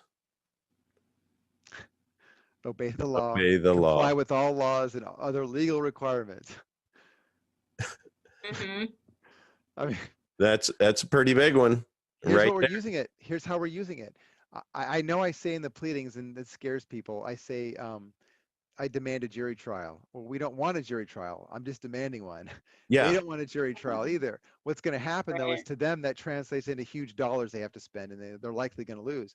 But if I demand a jury trial, but what my purpose is to prevail on what's called a pretrial motion for summary judgment. I want a judgment without having to go to trial, and I can get it when there is not a dispute as to the facts. And if I show the judge the defendant's own policy that agrees that Mm-hmm. it must comply with the law, then I should be able to get a judgment without having to go to trial because there's nothing to Right. prove. Right. Right. It's So, nothing but the facts right there. Yeah. right, That's right. great. They said it. Yeah. So I think Yep. we can do that. Right. Speaking of a jury trial, did you guys hear that in Hawaii, our lieutenant governor, he's trying to call the legislation in for a special session. They want them to get in there so that they can actually create a mask law. And they want to be able to basically turn it around so that not wearing a mask turns into like similar to like a jaywalking ticket or something. Because as it is right now, it Right. holds like a $5,000 fine and it's a misdemeanor. But I know what they're doing is people are asking for a jury trial, and so they're getting these tickets for not wearing a mask, and then they're saying I want a jury, and they're like, well, we don't want to spend all that money, so they're just dismissing them. But if they are able to actually pass a Right. law, I mean, that's just but Okay, that's what you they're trying can't to do. have a law that requires everyone to have a root canal on Tuesday. Yeah, No right. law, no law can stick like that. So you can put a series of words on a piece of paper like Hitler did. Okay, Hitler said we're going to kill the Jewish people with gas because it's cheaper than bullets. And once we put that in writing, it makes it legal. How long did that last? Mm. Right. So So I know.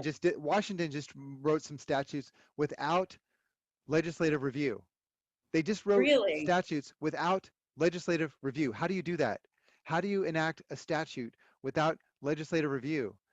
That's amazing, right? Legislative review involves public debate. It takes a year and a half or more to get a law in the books. Some guy in an office just wrote some words and now all of a sudden it's codified in the Washington statutes. So that's what I'm saying. It's not valid.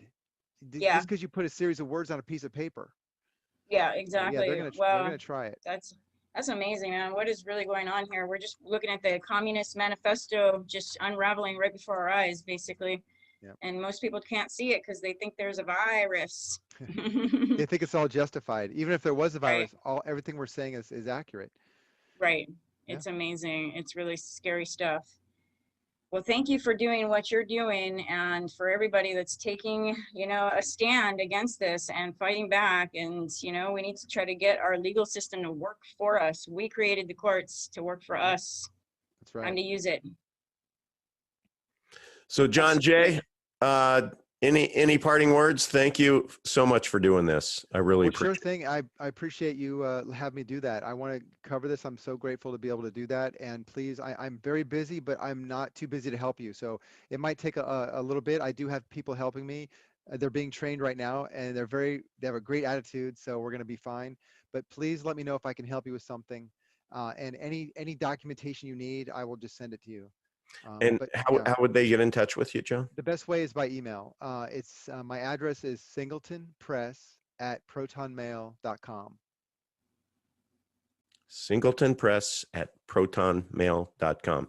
And if you would, just out of respect for John, just make sure it's something that just use your best judgment as far as emailing him to make sure that it's that if you intend on moving forward with something, but just reaching out to ask a simple question here. I hate to dissuade anyone from that, but I just don't want to get. I'll do my best to. Yeah, I'll do my best to answer any question. Don't think it's a bother.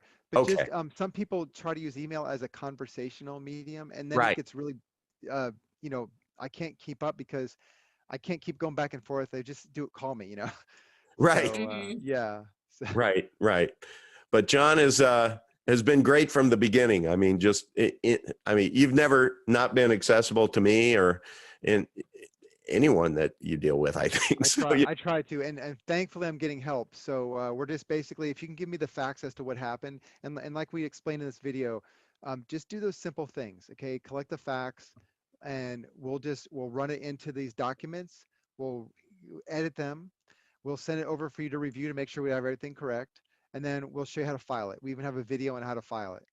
Good. So basically the homework assignment, everyone, is go to Costco, follow the instructions from this video. Doesn't have to be a big deal.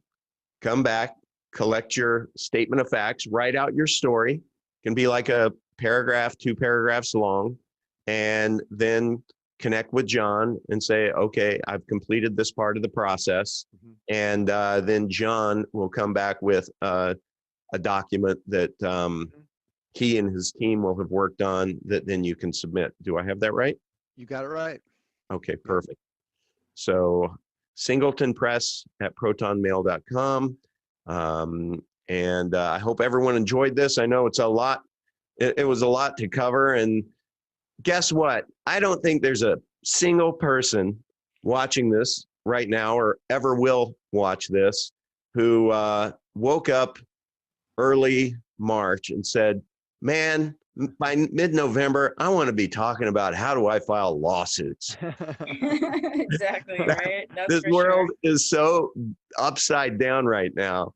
Right. But the fact is, I believe it's at this tipping point to where it's kind of like, I don't know if any of you have this experience, but there's one guy, Terry Smith, comes to mind. And he was a kind of skinny, scrappy kid. And I'll never forget the day that he went up to the bully of our school. This was in grade school. He went up to the bully of our school, and he just, without fear, he just punched him in the nose, broke his nose, just punched him in the nose. And that's kind of what I feel right now is we are collectively being bullied by the crude Babylonian bastards. And we just need a few of us to go punch them in the nose. That's right. And Exactly. that's this process. Let's set a goal.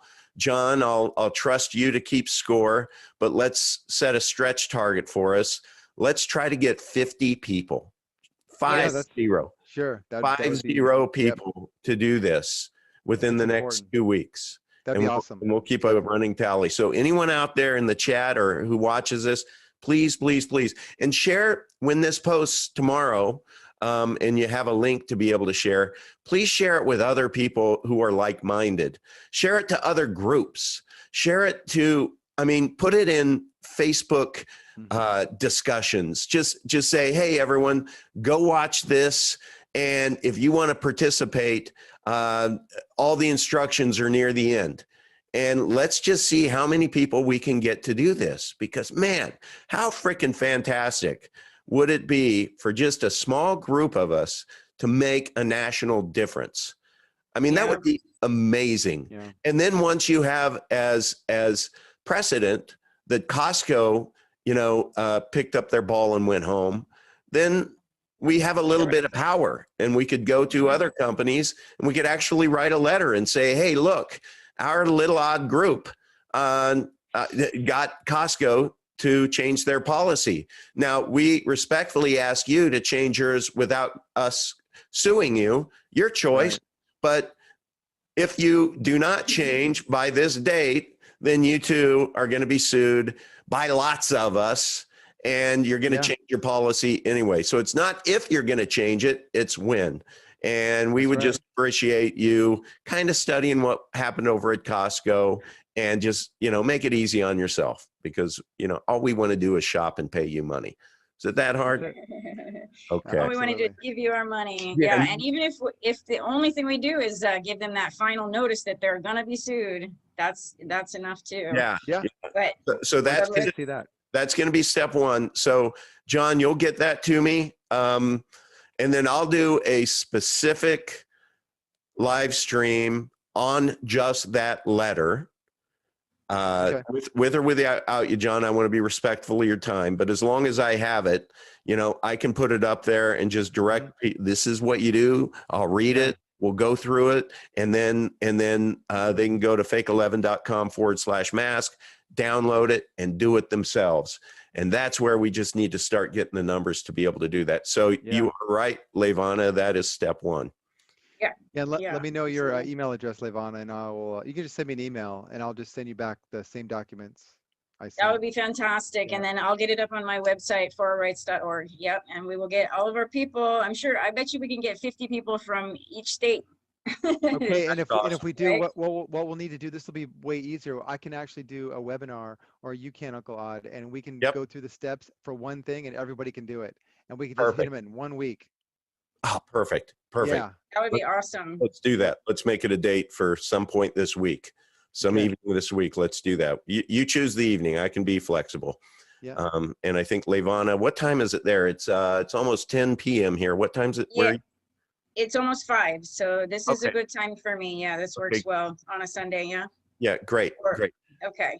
Or any night. So this week, because we want to be able to do this, but let's do that. And Levana, if you wouldn't mind, just tell the people in here where they can find you and go get involved with your group too. Do you have a YouTube channel as well? I do. Yes, I have a YouTube channel, For Our Rights, on YouTube, and our website is forourrights.org.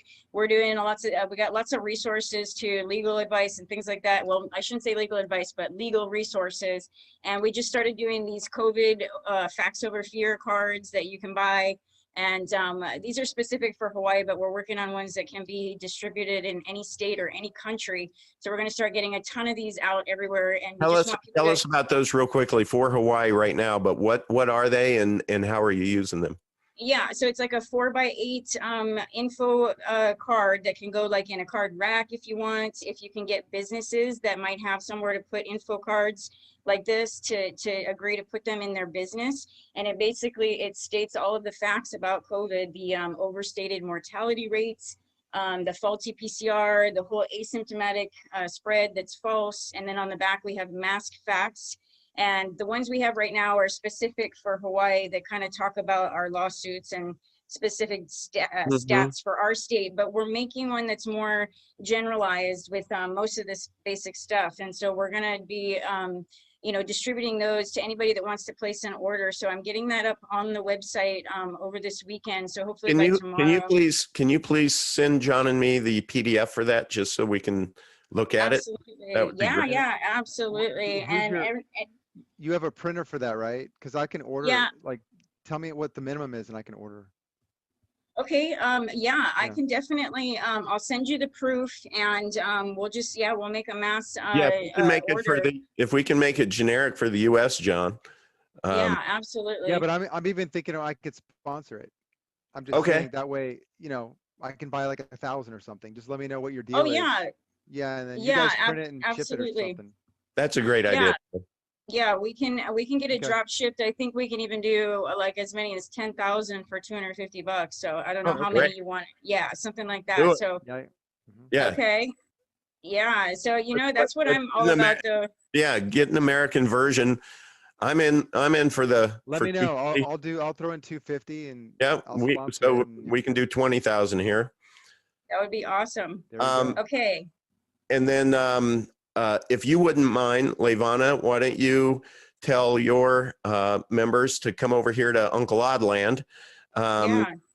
Just because I think that they're going to be like-minded, and this channel has evolved to be really pretty much about this process and such. And then we also cover normally, you know, when Ab, the fakeologist, is on, we'll review just the crazy things that are happening during the week. And but it's crazy. This is so important that it's kind of becoming about all of this stuff. But that's all right. It'll evolve again. We'll take care of this. I've watched all your videos actually on your new channel, and it's great. And I love what you're doing. So I'm so glad to connect with you. And I absolutely will, you know, definitely get all of my people to come and check out your channel and your websites and all of that. So yeah, thank you so much for having me. You bet. It's been a pleasure. Thank you, John. I really appreciate you as always. And so we'll follow up with each other, and then we'll get on another show this week to talk about the final document that everybody can do, and we'll have it up to where you can download it, and we'll just have one simple video that just walks through it, so everyone can act this week. Awesome. Yes. Cool. Awesome. All right, everyone. Thank